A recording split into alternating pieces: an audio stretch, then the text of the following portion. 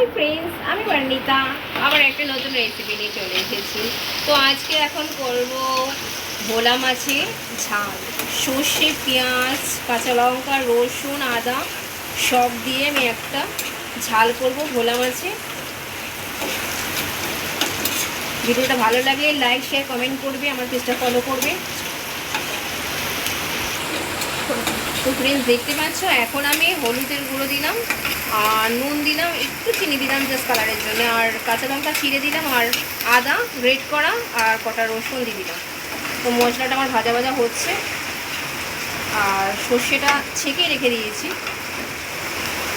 এভাবে ঝাল খেয়ে দেখবে, খেতে খুব ভালো লাগবে। স্টপ করে দিই।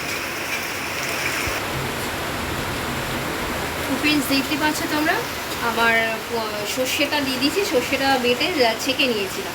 শাকগুলো দিয়ে নিই, পেট ব্যথা করে তো তাই দেওয়া হয়নি। তো এই যে দেখতে পাচ্ছ তোমরা, গ্রেভিটা ঘন ঘনই হয়ে আসছে।